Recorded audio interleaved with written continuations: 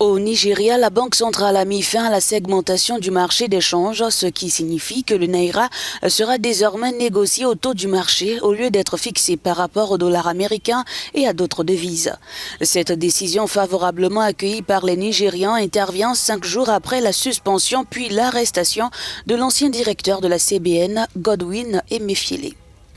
Pour être honnête, il semble que le président promet de bonnes choses. Cependant, il faut continuer à croiser les doigts. Pour ma part, je ne veux pas le juger hâtivement. Attendons de voir ce qu'il fera pendant les 100 premiers jours de sa prise de fonction. Aura-t-il la faveur de la plupart des Nigérians? Prendra-t-il en compte leurs demandes?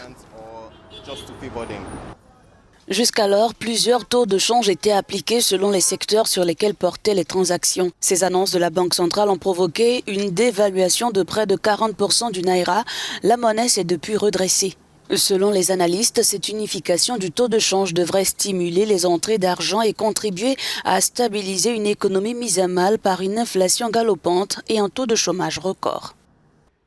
Nous avons eu du mal à trouver du dollar, tout simplement parce que la Banque centrale du Nigeria ne fournissait qu'aux exportateurs.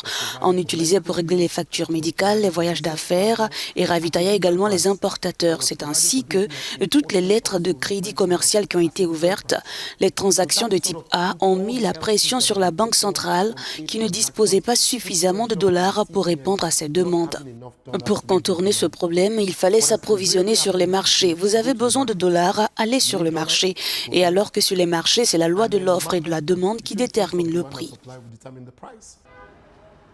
De plus, ces mesures, préviennent les experts, impacteront les prix des produits importés, ce qui pourrait affecter de nombreuses personnes dans un pays fortement tributaire des importations.